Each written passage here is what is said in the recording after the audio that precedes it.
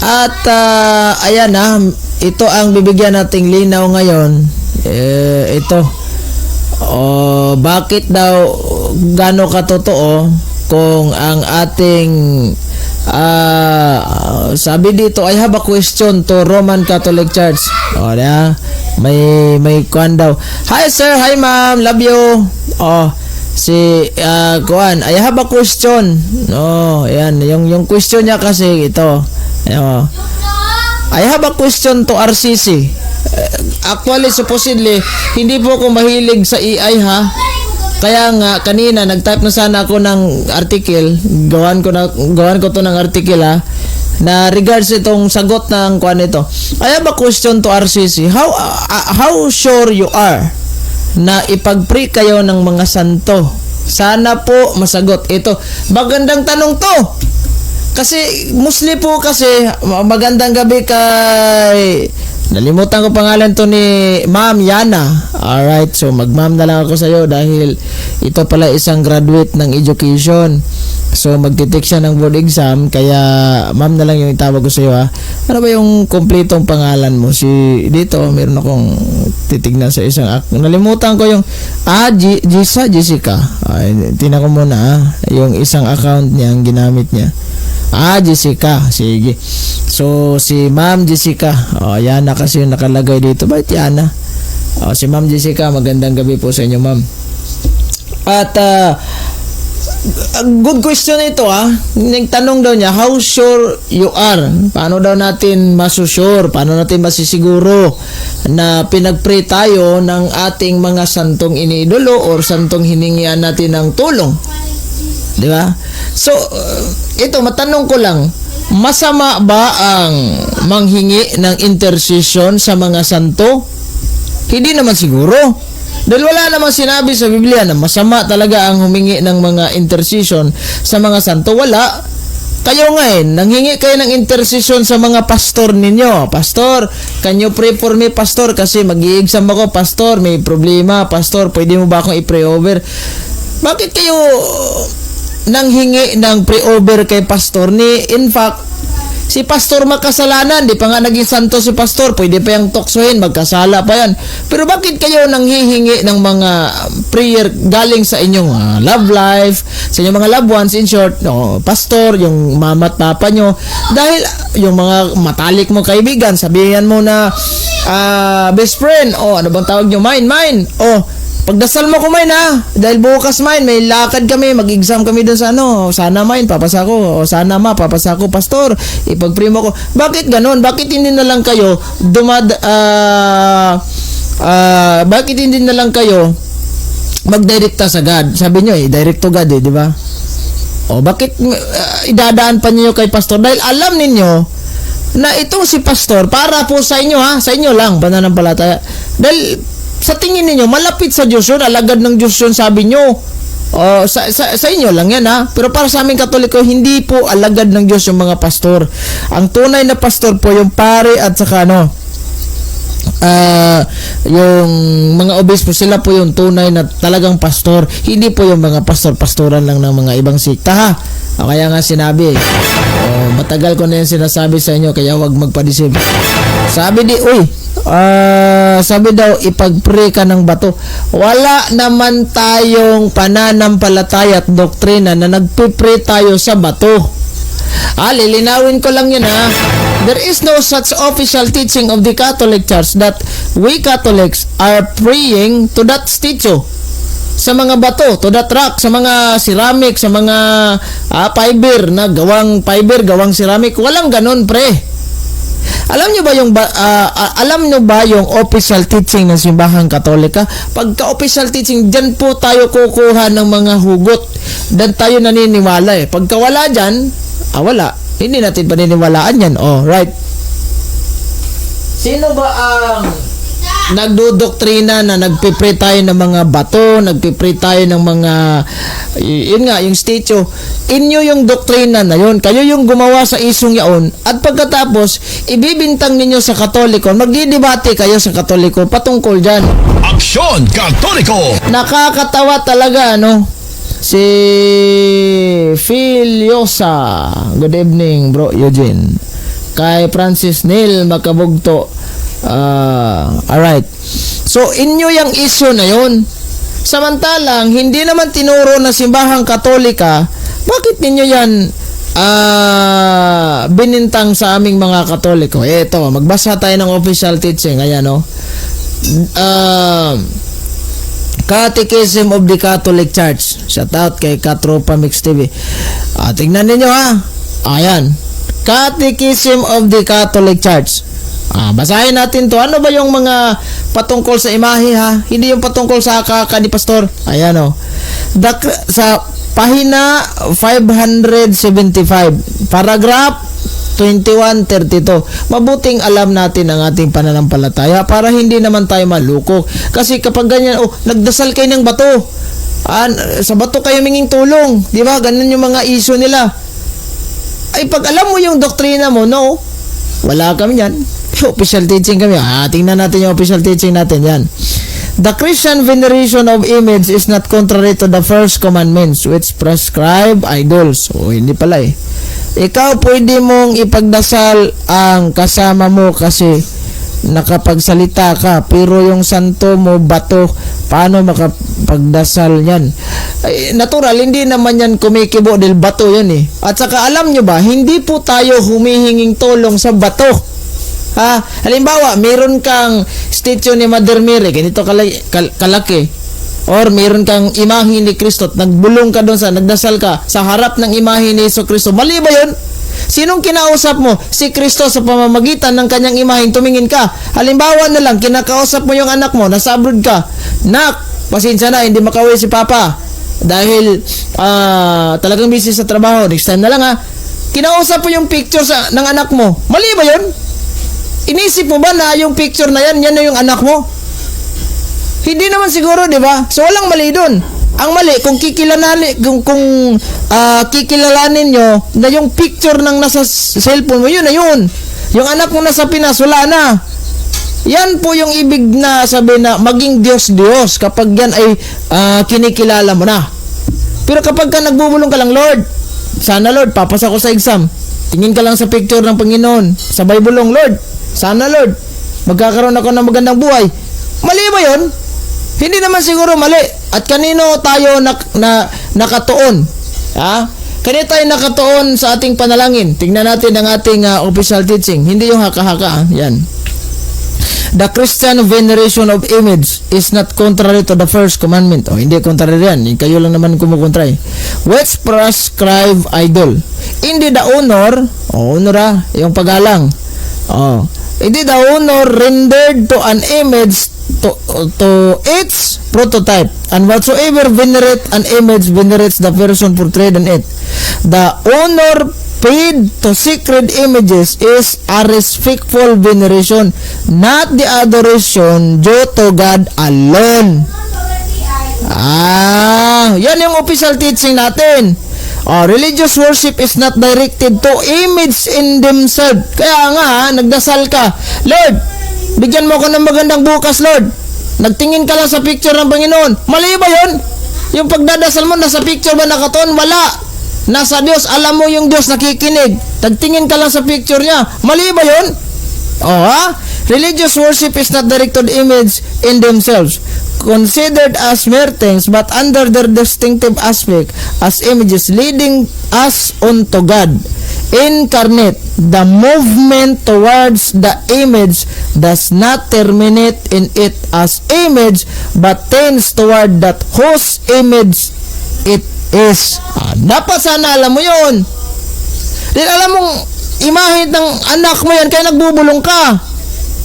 Ginalang mo. Ngayon, ano bang mararamdaman ng anak mo? May picture ka sa kanya, or yung asawa mo, yung syuta mo, yung mama mo, yung papa mo, may picture ka, pinunit mo. Anong mararamdaman ng siyang mismong may-ari ng picture? Siyempre magagalit yun. O ano bang kasalanan ko, pinunit mo yung picture ko? Di ba, anong kasalanan ko? Sinira mo yung frame na may picture pa, pagkatapos sinunog. Di ba magagalit? Ganyan din ang Panginoon. Kung may picture siya, ginawa nyo, pagkatapos piniprem, siraan mo, wawasakin mo, susunogin mo, magagalit yun. Simpleng logic lang yan, ha? Official teaching, Ito. Basahin muna natin tong ibang paragraph. Para hindi ka magbintang ulit. Ayan o. San 1192 paragraph. Sacred images in our churches and homes are intended to awaken and nourish our faith in the main mystery of Christ. Dapat alam mo yun. Kaya ka may picture ng syuta mo dahil inaalala mo siya. Kaya ka may picture ng anak mo dahil gusto mo siya makita. Kahit sa picture, malang inaalala mo siya. Ganito yung nangyari. Through the icon of Christ and His works of salvation, it is He whom we adore. Through sacred images of the Holy Mother of God, of the angels, and of the saints, we venerate the person represented. So kung ginalang mo yung imahe niya, ginalang mo rin si Mother Mary. Kung ginalang mo yung mama mo, dapat gagalangin mo yung imahe niya. Huwag mo sisirain yun. Yan ang ibig ko sabihin. Dapat alam mo yan, ang official teaching ng Katoliko, bago ka magbintang. Kayo ang gumawa ng mga isyo, ibinintang nyo sa Katoliko, nasaan ang Ten Commandments na sinasabing sinusunod ninyo? Diba? Sabi, huwag kayong magbintang. Diba? Huwag gawa-gawa ng mga salita na hindi katotohanan. Exodo 23:1. Hindi mo sinunod yun eh. Sino bang may sabing nagdasal tayo sa bato? Ibig sabihin, pagka nagdasal tayo sa harap ng imahe ni Jesus, halimbawa, mayroon kang statue ni Jesus Christ na gawang fiber. Pangalawa, may gawang resin or simento. Mali ba yung humingi ka ng tulong ng Panginoon tas doon ka sa kanyang imahe nakaharap? Mali ba yun? Saan ka humingin tulong? Sa imahe o sa mismong nire-representahan? Siyempre doon sa nire-representahan. Hindi yung mismong sa imahe.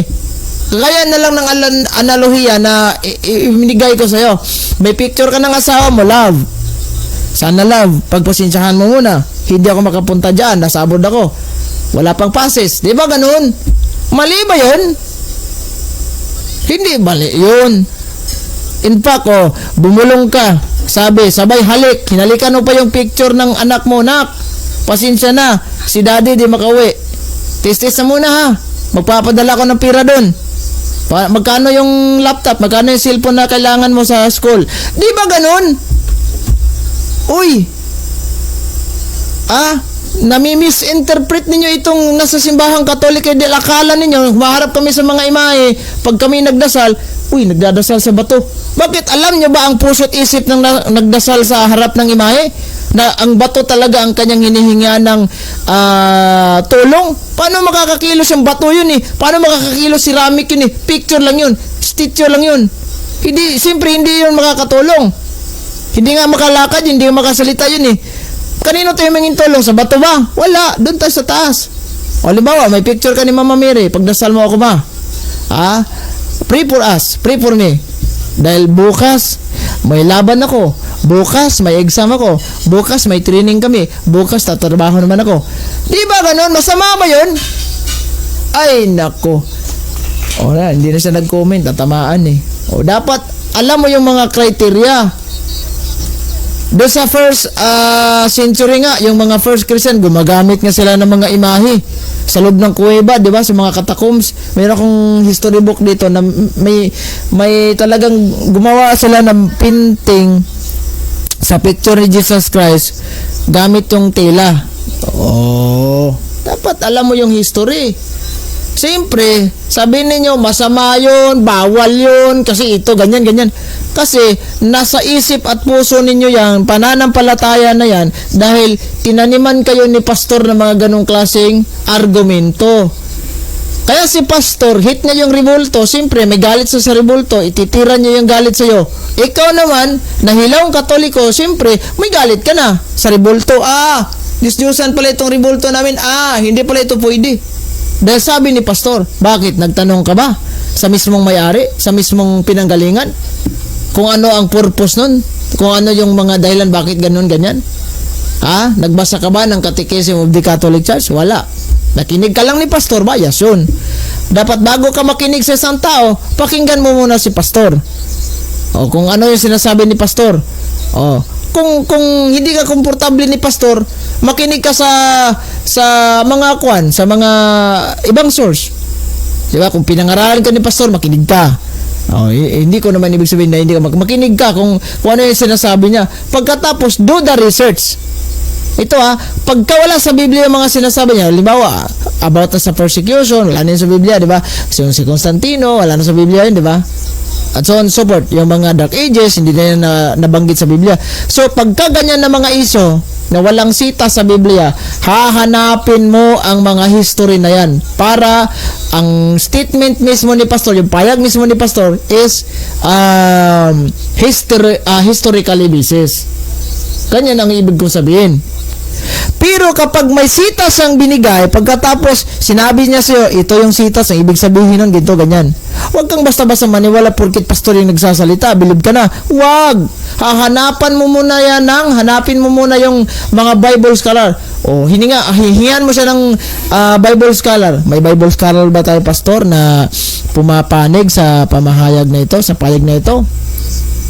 Kaya kung wala, hindi scholastic yung payag niya. O meron ba siyang Bible commentary? Binasa ba niya? Ito yung mga wala.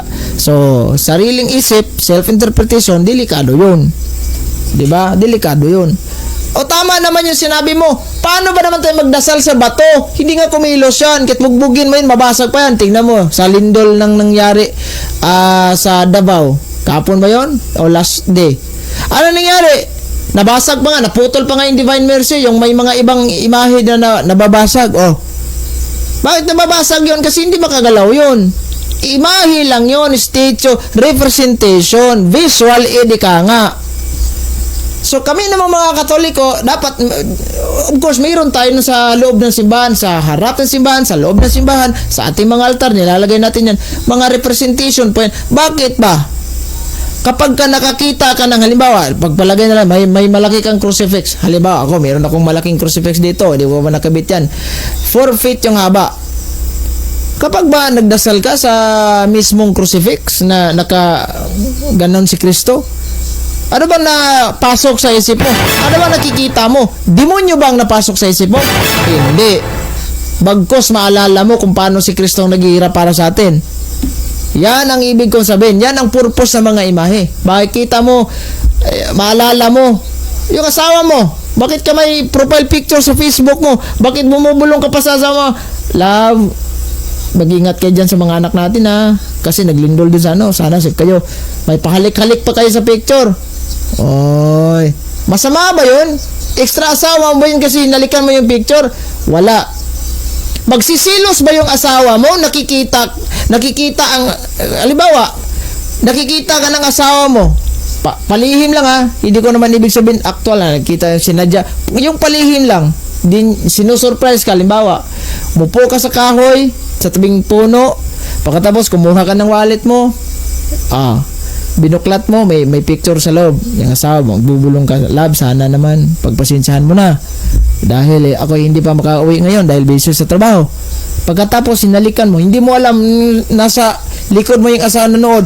Magagalit mo yung asawa, sabihin mo asawa, "Hoy, nangangalunya ka. Hoy, adultery yung ginagawa mo. Bakit mo ako pinalitan sa picture na yan?" Hindi po magagalit yun, matutuwa yung asawa mo. Pero pagka nakikita ka ng asawa mo, may picture ka sa kanya, pinunit mo, sinunog mo, mag-check mo, magagalit yung asawa mo. Tawanan kaayo. Ganyan ang mga purpose ng mga imahe. Matutuwa ba ang Diyos kapag hinalikan natin ang kanyang mga imahe? Yes! Natutuwa ka nga hinalikan ang kwan mo, yung mga imahe mo sa mga mahal mo sa buhay. At natutuwa ka nga. Kasi malulungkot ka at magagalit ka. Oy, ma, bakit mo ginawa yan, ma? Bakit mo hinalikan yung picture mo? Sabi na lang, may picture yung mama mo. May picture may picture sa'yo. Piniprame niya dahil mahal ka niya, di ba? In-special ka. O may frame. Hinalikan ka ng magulang mo, yung parents, yung mother mo, hinalikan, "Nak, I love you." Ikaw na nakakita, magalit ka ba sa mama mo? Oy, bakit mo hinalikan yung picture na yan? Masama yun. Hindi ka magagalit. Bagkos, masaya ka pa nga bibidyohan mo pa. I-reels mo pa. Ganyan ang purpose ng mga imahe. Hindi natin sinasamba yung mga imahe, bagkos ginagalang natin. Oy, talagang si Brad, kinaraan naman ng ilahang argumento, bro. Gikan pa ko ana sa dihang tigsimba kog baptis sa una. Ay, mayroon ito, nagkukumpisal itong si Jonel Bulala, Brad, magandang gabi sa'yo. Nagkukumpisal na, lumalabas na yung mga tunay na kuha nila, yung mga parang tinatago nila. Dati pala itong baptist nagsisimba pala ito ng baptist. Sa tagal siyang nagko-comment sa atin dito, ilang taon na tayong nagla-live, ngayon ko palang nalalaman na may history pala ito sa baptist. Pwede ko itong interviewin kung ano yung mga niya. Mag-schedule tayo nun, di ba? So hindi ganon ang mga hindi ganon yung itong natin, itong puntarya natin, at saka wala sa official teaching natin yan, sana inintindihan mo, naintindihan na siguro niya, hindi na siya nagko-comment ng mga bash dito. Sana naunawaan mo yung explanation ko, simple kaya nga bakit may imahe kayo sa mga founder ninyo? Sabi, hindi naman namin sinambayan. Ay, pari-pariho tayo pananampalataya, hindi naman natin sinasamba yung mga imahe. Nagkakaroon lang. Anong purpose? Illustration. Sabi ng iba, illustration lang yan. Kaya nga, sa loob na simbahan namin illustration. Yung Diyos, mayroong imahe. Lahat, napupuno. Yung kanyang templo, may mga imahe. Sa sahig, sa dingding, pati sa taas, mayroon. Masama ba yun? Hindi ba po pwede yun? Dapat pinag-iba na ng Diyos ang kanyang templo. Bakit yung nilagyan ng mga inukit yung mga templo ko? Yung templo ko, bakit niya nilagyan ng mga yan? Tatanggalin yung templo ko yan. Bakit may mga imay? Tatanggalin yan. Sinabi ba ng Diyos? Wala. Bagkos siya pa nga nagpapagawa ng imahe. Anong klaseng iba? Yung kirubin, di ba? Tsaka ito pwede naman yung mukha ng Diyos iukit doon. Bakit tansong ahas pa? Na ipinagawa niya kay Moises. Pwede naman. Sige, ukitin mo yung mukha ko. Ako yun pagka yung mga tao na natuklaw ng ahas, tingin sa mukha ko, ayos na. Mahihealed na yan, makukured na yan yung kanilang mga sugat. Bakit hindi mukha ng Panginoon? Bakit tansong ahas pa? Ahas, simbolismo ng demonyo. Ba? Hindi mo ba na-question yung Panginoon? Lord, idolatry ka, Lord. Baka sabihin nyo, idolatry ka, Lord. Bakit nagpagawa ka ng tansong ahas? Hindi ba pwedeng mag-direct na lang yung mga tao? Panginoon, natuklaw kami ng ahas dito. 4 kami. Sana yung power mo, pagalingin nyo ko. Dahil wala na yung kamandag ng ahas. Malapit. Bakit? Ang proseso ng Panginoon, kapag ikaw ay natuklaw sa ahas, tingin ka lang doon sa tansong ahas. Tansong ahas ikaw po'y gumagaling agad. Bakit hindi mo ka na Panginoon ang inukit? Hindi mo ba natanong yun? Naku-curious ka? Pwede naman mukha. So, mindset. Alright, so dito tayo sa kanyang tanong. Ang tanong kasi ni Ter, dahil sabi niya, I have a question sa mga Roman Catholic Church. How sure you are na ipag-pray kayo ng mga santo ninyo? Alright, so, ang gandang tanong to. Ito yung pinaka nice question, hindi question na may halong mura. Nagmumura ba yung mga bash, di ba? So ito, paano natin masisiguro na pinag-pray tayo? Ito hindi po masamang lumapit tayo sa mga santo o sa mga malapit na sa Diyos o nasa piling na ng Diyos. Dahil kayo mismong nagpapatunay nun kayo mismo ang living witness na nagpapatunay na hindi talaga masama. Bakit kako? Kasi kayo po ay humihingi ng tulong ni pastor sa pag-akala ninyo si pastor ay malapit sa Diyos, ay didinggin ng Diyos. Dahil sa pag-akala nyo, ito pastor, sugo ito ng Diyos, kaya manghingi tayo ng tulong. Pastor, ipag-pray mo ako, pastor. Dahil ako po may exam bukas or may lakad na bukas, may travel ako papuntang Germany, papuntang Canada, etc. Bakit nangihingi kayo? Dahil alam ninyo sa inyong sarili, alam ninyo sa inyong paniniwala na si pastor ay pwede pong mag-intercede sa Diyos. Pwede siyang yung mismo na merong kang hiling na pinasa mo kay pastor. Pastor, ito yung hiling ko. sana naman pastor, papasa ko bukas. Si pastor naman tinanggap yung kahilingan mo. Okay, akong bala. Dadalhin ko to sa Panginoon. Sige, magpipray tayo. Panginoon, ipray natin to sa tarpulana, Panginoon. Ipipray mo to siya. Bakit? Sinagot na ba siya ng Panginoon? Sinabi ba ng Panginoon? Alright. Sige na, okay na. Wala. Hindi pa nga tayo sigurado kung didinggin ba si pastor o hindi dahil si pastor pa yung makasalanan. Pwede pa yung matukso, pwede pa yung mahulog sa kasalanan. Di ba? So bakit kayo humingi ng tulong? Dahil sa akala ninyo, sila po yung mga malalapit daw sa Diyos. Ha? Sila yung parang siguro yung tingin mo na mabilis dinggin ng Diyos. Oh. Yung meron kang best friend, oh, ano yung tawag, mine? O ano pa, etc. Board. Oh. Kid, ganun. Bye. Oh, boss. Oh. Sana boss, prima ko ha. Oh, di ba? Yung kaibigan mo, alright mine, walang problema mine. Pag-pray kita mine. Mamaya punta ko doon sa magpipray ako. So, pinipray ka ng kwan. Ano bang feelings mo na pinagpray ka sa mga mahal mo sa buhay, sa mga kakilala mo, sa mga barkada mo? Siyempre matutuwa ka, di ba? Ay, salamat may nagpipray sa akin. Ganyan ang kwan. Kayo mismo nagpapatunay. So ngayon, hindi na natin ito patatagalin dahil biblically speaking, hindi na tayo gagamit ng mga source na halimbawa, gamit tayo ng mga ibang libro, ibang usapan na yan. Biblia muna. Mo autograman gihapon ng utin sa ilahang pastor manyakis kusog siglo. Wag na lang yan ha. Yung comment mo masyadong bastos yan. Alright, ang mga SD klaro nga mga demonyo sila kay mukatawar na sila og naay mga matay. So ito nagpost, hindi ito Seventh Adventist pag-post. Ito ay religion niya ay Pentecostal, oneness. Alright. So una, mayroon ba tayong batayan sa banal na kasulatan na yung mga santo ay pwede tayong humingi ng intercession, in short. Ito ha. Si San Pablo ay nagpapatunay, sabi ni San Pablo. Basahin natin tong Biblia. Yung ginamit ko, King James Version. New King James Version. Dito na lang. Itong King James Version na lang. Ayan. Paborito po kasing gamitin ito ng mga pastor eh. Alright. So, ito ha. Sa unang Timoteo chapter 2 verse 1 to 2. Basahin natin to ha. Yung sinabi ni mismo ni San Pablo. Unang Timoteo chapter 2 verse 1 to 2. Exhort therefore that first of all supplication, prayers, intercession, and giving of thanks be made for all men. Ayan na. May direct to God ba ito? Wala. Sinabi ni San Pablo, supplication, prayers, intercessions, and giving of thanks be made for all men.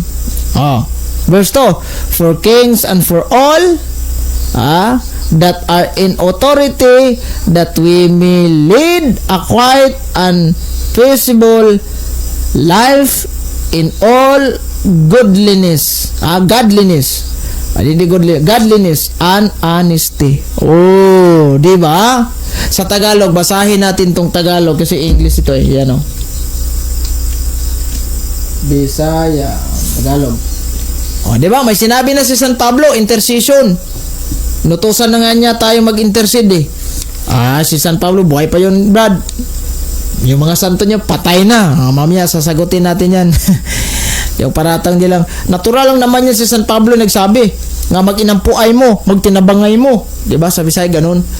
Basahin natin sa Bisaya. Ayan, para mas maintindihan sa mga taga-Bisaya. Ayan, magandang balita, Biblia. Ayan, basahin natin to ha. 1 Timothy chapter 2 verse 1 to 2. Basahin natin da. Sabi dito, busa una sa tanan awhagon ko kamo sa pagampo alang sa tanang tao.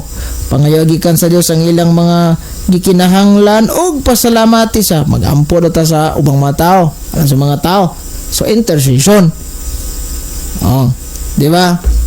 So ito yung Tagalog, basahin natin sa Tagalog to.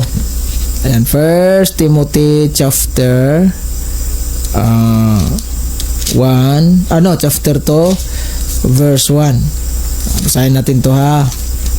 Para mas klaro. Ayun, sa English. Klarong-klaro sa English ha, intercession.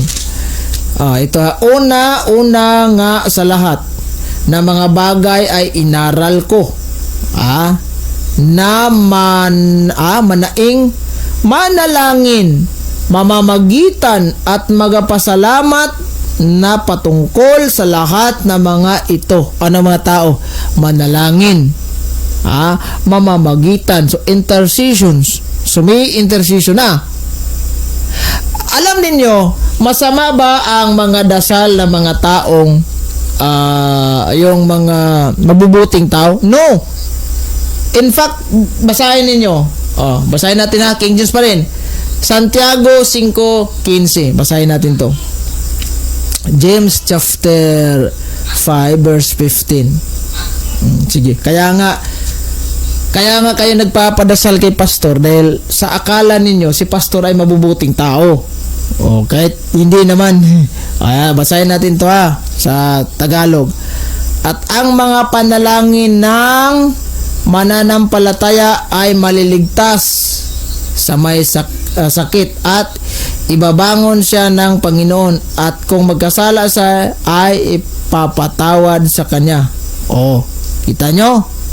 Itong gagamitin natin yung yung magandang balita Biblia. At saan na ba yun? Ayan. Baka akala nyo ha, yung mga Biblia natin dito decoration. Hindi to Santiago 5:16. Ito yung sabi. Ayan. Kaya nga ipagtapat ninyo sa inyong mga kapatid ang inyong mga kasalanan at ipanalangin ninyo ang isa't isa upang kayo'y gumaling. Malaki ang nagawa ng panalangin ng taong matuwid. Tignan ninyo ha, malaki ang nagawa sa mga ng panalangin sa mga taong matuwid. Bakit tayo nangihingi ng mga tulong sa mga santo? Dahil santo na yan, mga matutuwid na tao na nasa langit na yun. Sabihin ninyo, patay na yun.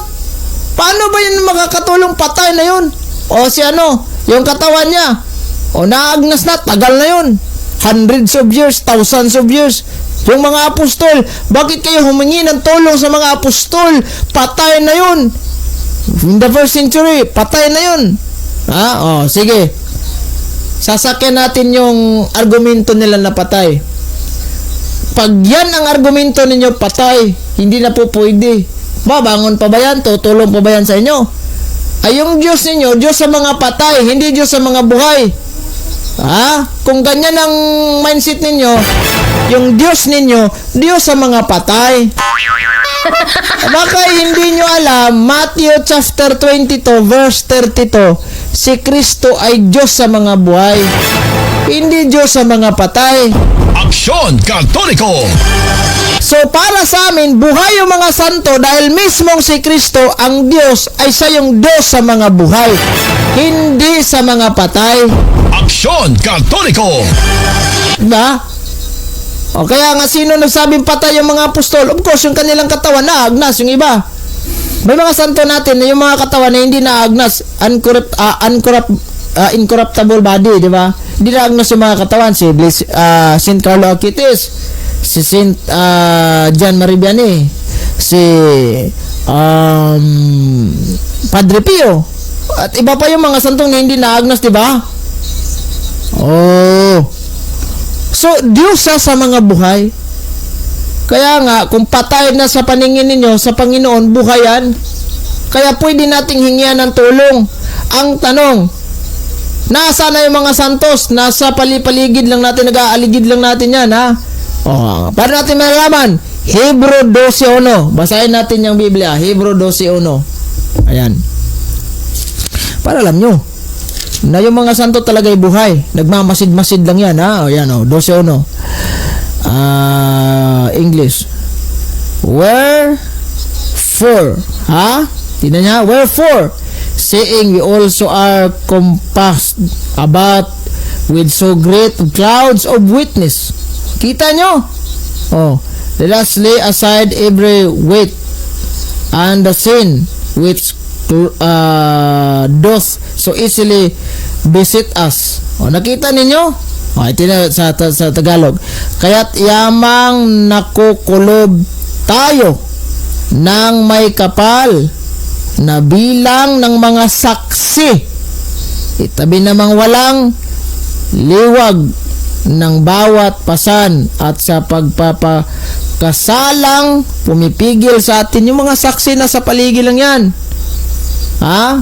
Sabi dito, seeing we also all compassed about with so great a clouds of witness. Imagine that, ha? So, sinong nagsabing patay? Oh, ito, baka sa New King James Version, natin to, 12:1. Okay, saan na natin to cloud of witness pa rin yung ginagamit. Oh, so, kita ninyo, kaya nga, pwede natin silang hingian ng tulong dahil nasa piling na sila ng Diyos na buhay, hindi Diyos na mga patay, dahil ang Diyos ninyo, Diyos sa mga patay, dahil para sa inyo patay yung mga santo. Hindi po ganun. Anong sabi sa Biblia? Ito, may logong Seventh Adventist, New King James Version. Babasahin natin to. Revelation 5:8. Ayan Revelation 5:8. Tingnan nyo sabi, direct to God lang. Wala na. Hindi na po pwede dadaan kung sino-sinong tao tatawagin. Direct ang Panginoon na. Alright. Bakit dito sa Biblia, yung mga santo'y nagdadasal? Tingnan natin Ayan, sa verse 8, sa chapter 5 ng Revelation, si San Juan mismo nagsulat Now when he had taken the scroll, the 4 living creature and the 24 elders fell down before the Lamb, each having a harp and golden bowls full of incense, which are the prayers of the saints. Kita nyo? Panalangin, pagdadasal sa mga santo. Ang tanong, kung ito'y nangyari na nasa langit tapos na yung mundo, wala na, hinuhukuman na tayo, judgment. Kung ito'y nangyari, bakit magdadasal pa yung mga santo doon? Ano yung dasal nila, Lord? Bigyan mo ko ng ganito, ganyan. Hindi na. Nagdadasal sa prayers for the saints kasi ito yung mga dasal natin na binigay natin sa kanila. Sila yung nag-intercede sa atin humingi tayo ng tulong sa kanya. Kaya nga, yung pare, bakit siya yung ganun, stitahan niya, di ba?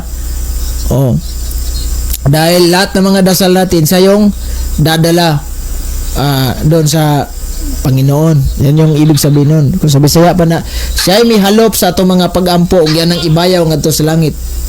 Manamingon na pare, kaloyan ta kamo sa Dios nga makagagahom sa tanan, pasalon sa inyong mga sala, pasalon sa atong mga sala, ug dadon unta kita niya ngadto sa kinabuhing dayon. Amen. Alright.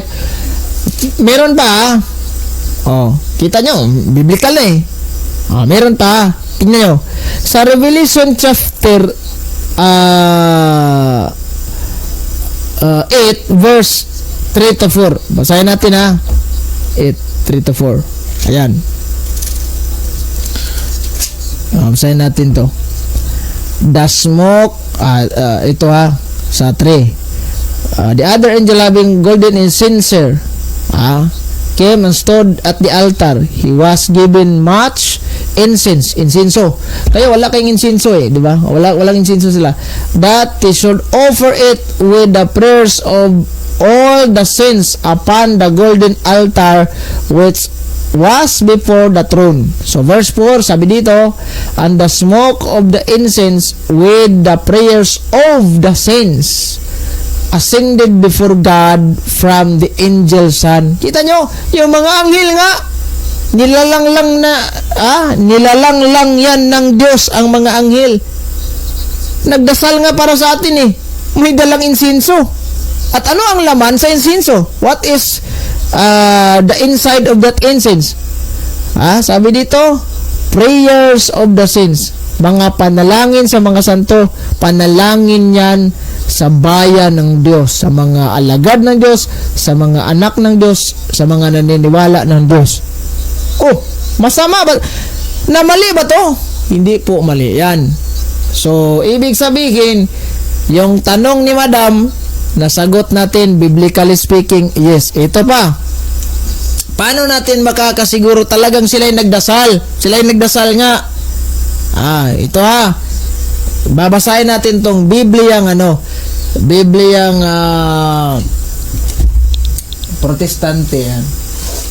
Tong version na The Message Bible. Yan, klarong-klaro po sa Revelation 6. Basahin natin ha. Ito. Revelation 6, 9 to 11. Ito yung banggit sa Biblia yan. When he ripped off the fifth seal, I saw the souls of those killed, because they had held firm in their witness to the word of God. They were gathered under the altar and cried out in a loud prayers. Kita nyo? Cried out in a loud prayers. Prayers ha? Ano sabi? How long, strong God? Holy and true.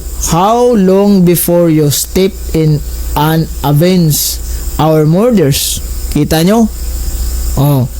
Then its martyr has given a white robe and told to sit back and wait until the full number of martyrs was filled from among their servant companions and friends in the faith. So klaro, sa Biblia talaga, prayers of the saints, cried in a loud prayers. So kitang-kita, klarong-klaro. Ito na. Ito yung pinaka-final talaga. Paano ninyo ma-prove, mga Katoliko, na talagang yung santo nanalangin talaga siya? Alam nyo, ang Protestante, tinanggal nila itong Macabeo, First Maccabees, Second Maccabees, kasi po, hindi nila katanggap-tanggap ang mga statement dito dahil sabi nila, wala daw sa Biblia. Hindi nila alam, yung mga apostol nangaral, ginamit yung old, yung Septuagint na libro, may kaakibat na kasama na yung mga Deuterocanonical book. Ayun ba yun? Yung pag-pronounce. So, babasahin natin 2 Macabeo chapter 15 verse 12 to 14. Ayan na. So, basahin natin to. Yung binasa ko, Good News Bible ito. 2 Macabeo. Sabi, hindi ko makuan. Alright, iba kasi ito yung 2 Macabeo Mateo. Si Macabeo may panaginip siya. Si Macabeo meron siyang panaginip. Ano kaya ang panaginip niya? Basahin natin to. Si Judas Macabeo may panaginip siya. 2 Maccabees chapter 15 verse 12 to 14. Basahin natin to. Ayan. Yung panaginip niya ito nakita raw niya sa pangitain si Onias, dating pinakapunong pari at isang taong dakila at kahanga-hanga mabait na mapagpakumbaba ang pangutana kinsa ang nagtanggal pari o dili. Kasi yung unang nagtanggal doon si Joseph bin Akiba, isang Jewish rabbi. Natural, hindi niya gusto yung apocryphal kasi hindi po pasado sa kanyang standard, kaya niya tinanggal. Dahil may mga rason siya. Una, hindi naman nasulat sa Palestina yan. Hindi naman yan may mga rason po. Itong si Joseph bin Akiba, bakit niya itinanggal yun? Hindi siya niniwala. Sumunod naman itong si Martin Luther, tinanggal naman niya. Inadapt naman ninyo dahil protestante kayo. Yan ang ama ninyo eh. Awa kayo. Ito, basahin natin yung damgo, yung panaginip, pangitain, vision. Ayan, basahin natin to. Lumitaw naman sa isang dako ang isa pang taong maputi na ang buhok, na sa anyo ay marangal din at may pambihirang kapangyarihan. Ito'y isang panaginip ni Judas Maccabeo. Ganito ang wika ni Onyas tungkol sa taong ito. Ito si Jeremias, ang propeta ng Diyos, na napagmalasakit sa kanya mga kapatid at maalab kung manalangin para sa banal na lungsod. Nanalangin si propeta Jeremias sa panaginip ni Judas Maccabeo. Alam naman natin, 100 years ago, 1,000 years ago, patay na po itong si propeta Jeremias. Bakit nakikita niya sa kanyang panaginip si Jeremias na nalangin para sa kanyang bayan? Ha? So totoo ba ang mga santoy nakatulong? Ipagpipri ba kayo? Yes! Pinagpri nga kayo ni pastor ninyo. Nagkasala pa yung pastor ninyo. Matutukso pa yon. Bakit nangihingi kayo ng tulong, pastor? Pagpri mo ako, pastor, may debate ako ngayong di ba? Pastor, may lakad kami, may exam, may trabaho, etc. etc. Hingi kayo ng gabay kay pastor. Dahil sa pagkakala ninyo, si pastor daw ay malapit sa Diyos. Ano pa kaya't yung mga santo natin at yung mga yung nasa langit na nasa piling na ng Diyos, in short. Ipagkait mo ba yun? Siguro para sa kanila hindi po pwede kasi patay. Yung Diyos nyo patay. Kasi dito sa Biblia, Matthew 22:32, Diyos siya ng mga buhay, hindi sa mga patay. Dapat alam mo yan. Sabi si Martin Luther, pare dili, dati, ngayon wala na. Pare ba daw? Dati, ngayon wala na. Ano nangyari? In-excommunicate. Ayaw kasi makinig sa simbahan. Inordiran siya na sana, itigil mo na yung mga anti-Catholic belief mo, balik ka na sa Katoliko.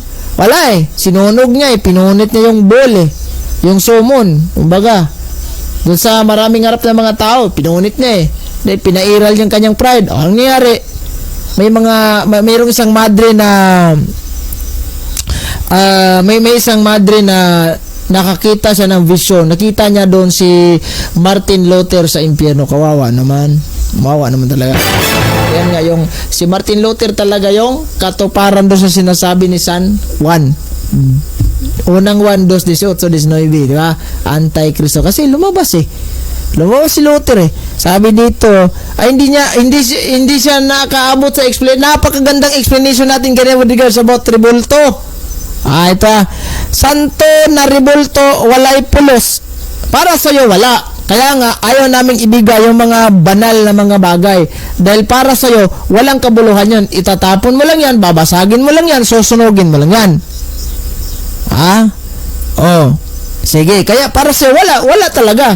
Pagka mga demonyo, para sa kanila wala talagang kabuluhan yung mga bagay na yun. Ikaw, halimbawa, ikaw ay isang demonyo, matutuwa ka ba?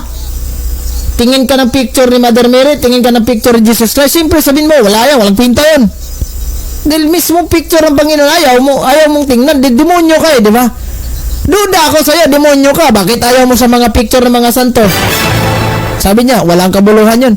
Kung walang kabuluhan para sa'yo, sino nagsabi? Yung demonyo nagsabi sa'yo. Dahil para sa kanila, yung mga imahe ng mga santo, walang kabuluhan. Pero para sa atin, importante yun. Baka hindi mo alam sa history na yung mga first Christian, gumawa na sila ng mga imahe. Gumamit na sila ng mga imahe. Mga rebulto, walay hinungdan, tigbasa lagi kag Bible. Natural, wala namang kwenta-kwentang rebulto. Yung mga rebulto ni Baal, yung mga rebulto ni Asherah, ni God, ni Rapan, ni Molok. Walang kwenta yun. Diyos-Diyosan yun Pero yung mga revolto ni Mother Mary, revolto ni Jesus Christ, walang kwenta ba yun? Sino nagsabi na walang kwenta yun? Ikaw lang naman. Kanino mo natutunan na walang kwenta yun? Dahil sa pastor mo natutunan yun. Pinangaralan ka ni pastor. Binasahan ka ng Biblia. Kahit wala namang nababasa, sabihin, ito, bawal yun. Kayo may galit sa Katoliko. God is a spirit, not a wood. Tama naman yun. Sino bang nagsabi sa'yo na ang Diyos ay bato? Sinabi ba ng mga Katoliko, Diyos namin yung bato? Wala. Representation lang yun. Representation lang. Ito babalik ko ito sa example ko kanina. Napakagandang example ginawa. Halimbawa, may asawa ka, may anak ka, may mama ka, may papa ka, buhay pa silang lahat. May picture ka bawat isa sa kanila. Pagkatapos ikaw po'y nasa labas bansa, siyempre, di mo sila makausap personalan dahil nasa ibang bansa ka, di ba? Halimbawa, nasa Canada ka. Sabihin mo sa picture ng asawa mo, love, sana naman love, pagpasensyahan mo muna hindi pa ako makauwi. Dahil si boss kasi, yung amo namin dito, nag-extend. Ba, ganun. Ingat na lang kayo dyan, love you. May pakis-kiss pa ka sa picture ng asawa mo. Mali ba yun? Hindi mali yun. Kung ang asawa mo manunood, limbawa, sinusurpresa ka, nasa likod mo pala yung asawa, sabi, love, sinsya ka na love, may picture ka, sinsya ka na love, hindi ako makauwi ngayon dahil busy sa trabaho. Pag bisinsahan mo na, kaya mo, babawi ako, love you. Pag halik mo sa picture ng asawa mo, nanood yung asawa mo sa likod, matutuwa ba ang asawa mo, magagalit? Hindi magagalit, matutuwa yun. Pagka binasag mo yung kanyang imahe, natural magagalit yung asawa mo. Bakit mo binasag yung imahe ko? May galit ka ba sa akin? Siyempre, yung mga taong demonyo, may galit sa mga imaheng banal. Natural. Demonyo ka eh. Kung may galit ka ni Jesus Christ kasi demonyo ka, sa kanyang imahe, ayaw ko maniwala dahil siyempre may galit ka eh. Kahit naman ako. Ikaw, may galit ka sa, halimbawa, may kalabang ka, galit na galit ka, matutuwa ka bang titignan yung kanyang imahe? Ito yung pumatay sa aso namin, ito yung pumaslang sa kwan namin. Siyempre, hindi ka matutuwa, magagalit ka. Pupunuitin mo, susunogin mo pa nga yung mga picture niya. Ganyan ang ugaling demonyo. Dapat, tama lang naman sinabi mo na, walang kabuluhan yung mga imahe niyo, wala yun eh. Para sa inyo, wala. Pero para sa amin, importante yun. Matutuwa ba ang Diyos na halikan mo ang kanyang imahe? Or magagalit? Siyempre matutuwa. Imahe niya, ginalang mo eh. Kung ginalang mo yung imahe niya, ginalang mo rin ang Diyos. Kung galit ka sa Diyos, yung imahe mo, imahe ng Diyos, wawasakin mo yun talaga. Galit ka eh, di ba? Ganyan. Kasimpleng haleluya. Masama ba yun? Yung tayong Katoliko, nanalangin tayo sa harap ng imahe, pero hindi yung mismong imahe ang hinihingian natin ng tulong. Yung Diyos na sa langit, halimbawa, may crucifix kang malaki, nakaganon, nakapako si Kristo sa krus. Ano ba ang una mong impression, ang una mong mapasok sa isip mo kung ikaw ay nananalangin sa harap ng malaking crucifix? Ano ang napasok sa isip mo? Demonyo ba ang natingnan mo? Demonyo ba ang nakikita mo? Yung pumasok sa presence mo, demonyo ba? Hindi demonyo. Bagkus nakikita mo, naalala mo si Kristo na naghihirap para sa atin. Pero yung dasal mo, hindi nakatuon dun sa mga imahe na yan. Dahil walang ganon ang pananampalatayang Katoliko na tayo po ay nagdasal sa imahe. Dahil yung imahe, hindi po makakatulong. Yung bato yun, ceramic yun, fiber yung gawa ng iba kahoy. Hindi makakatulong yung imahe. Sino makakatulong? Yung mismong Diyos. Yung imahe, representation lang yan. Wala namang doktrina ang simbang Katolika na yung mga imahe natin ay kinikilala nating Diyos. Mali ka po, dong. Don't compare God sa mga tao. Kaya ang tao makita ang Ginoo Espiritu. Therefore, no reference gumawa ng imahe. Hindi daw nagpapakita ang Diyos. Sino ang Diyos na nagpapakita na nahawakan, nakamayan, nahalikan? Sino yun? The second divine person of the Blessed Trinity. Siya yung nagkatawang tao, nakikita, nakamayan, nahalikan, nakausap face to face in the first century. So kaya, may mga rason tayo na mag-ukit tayo ng mismong imahe sa the second divine person of the Blessed Trinity. Sino yun? Si Kristo. Kaya may history book ako rito na in the first century, first Christian, gumawa na sila ng mga imahe ni Kristo. Painted doon sa tila. Imagine that. Masama ba yun? Siyempre, ikaw, gawa ka ng imahe ng mukha ng God the Father. Nakikita mo ba ang God the Father? Hindi. O, sinong ginawan mo? Si Kristo, dahil nakikita mo, di ba? Sabi ni Kristo, nakakita sa akin, nakakita sa Ama. O, yun na kasimple. Sir ka, nakakita na nimo. Yung first, yung mga unang tao. At bagko si Kristo, nag-iwan pa nga ng bakas. Ay, ito ha. So, pakikita ko sa kahit protestante alam nito. Sige ha. Papakita ko sa iyo to. Ito, yung kahit protestante alam nito eh. Ikaw lang naman ang hindi updated. Ito ha. Veil of Veronica. Ayan.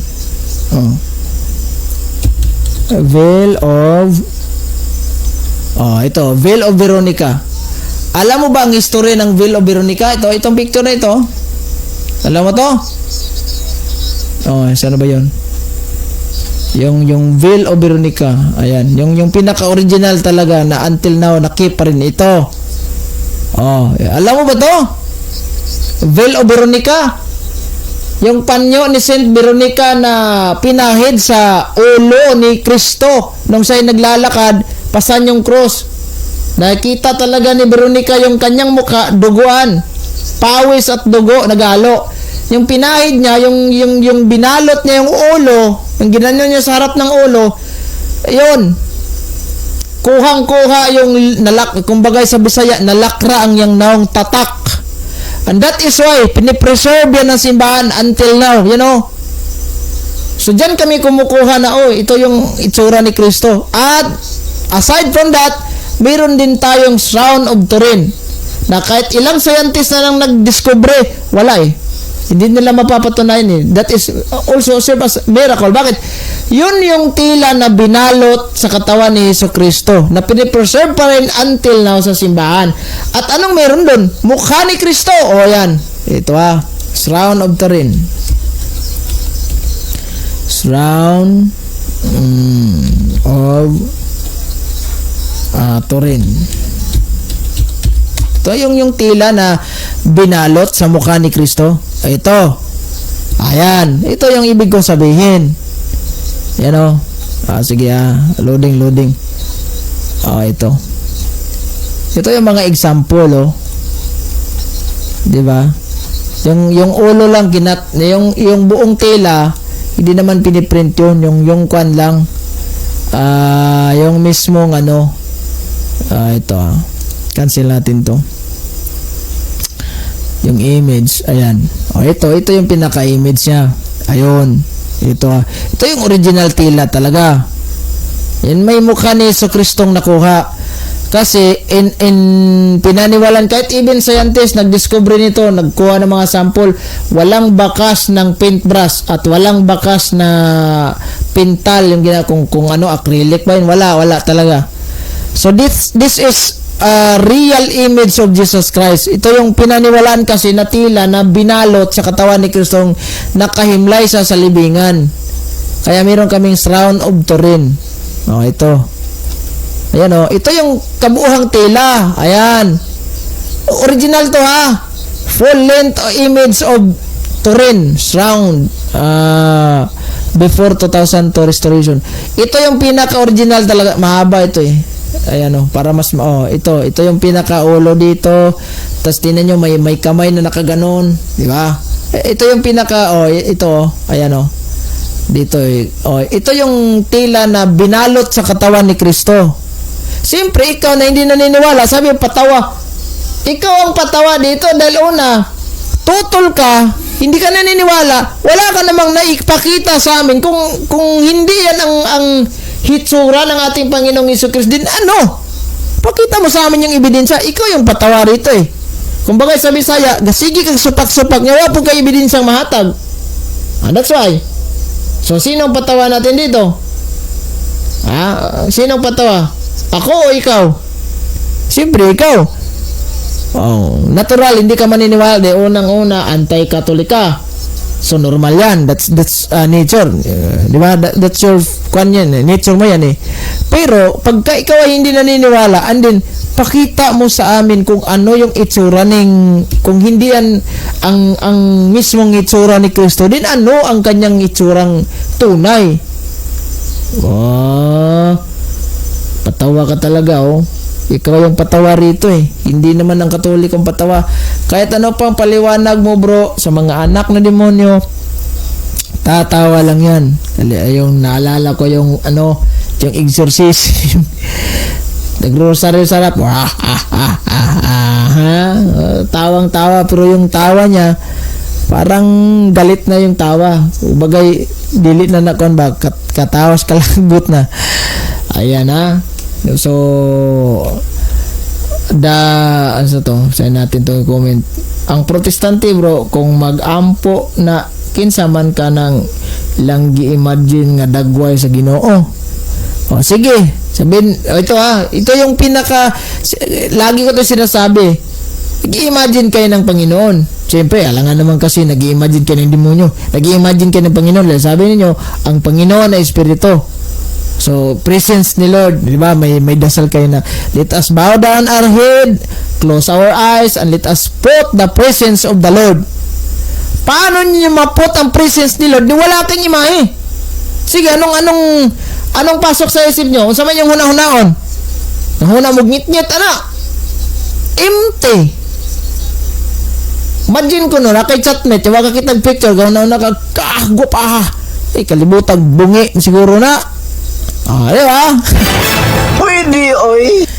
Gupaha, kisbay. Nyawa kay picture. Chatmate ra. Cellphone rin mo nakaila tong text. Tawag. Paninglag Facebook. Awa ko yung Facebook. Hindi ko kabalo mo computer. Sige lang. Kay dungog-tingog. Hi, love. Ang gwapa gining tinguga ay. Pagkita personal. Waka! Action mag-ingog. Ako dito nakahilo. Ay ko giamong-among katong parani nga istorya ba bisayo lang ko na muat na ko. Parani sa istorya ba chat sa nasay kaibol. Textmate nilang sa katuig silang ga textmate. Sus kay gasabot na sila nga maghilo kog suot o mag-green kog t-shirt. Then dito ta mag-abot sa Jollibee kay mga unta dito. Sus kay kuan man pag-abot niya dito sus siya pa'y gauna-unag kuan chat sa bayon say mong suot anang bahay nga nakapink po kuan kapink daw padulong na ko diha taboks karsada kini sus pagli niya kay maot magignaong pero agtingog tsada kayo maot na yung gignaong huwag siya ganay nadigbahay excuse me ikaw tong kaibol na ako gignan just like pataka lang magada ay kung among-among nakagreen ba ko waman sakpan Japon. Sige lang kay.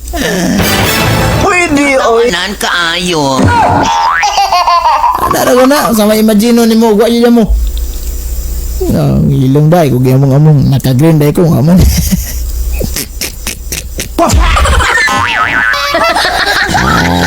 So ugma na o bukas na lang tayo.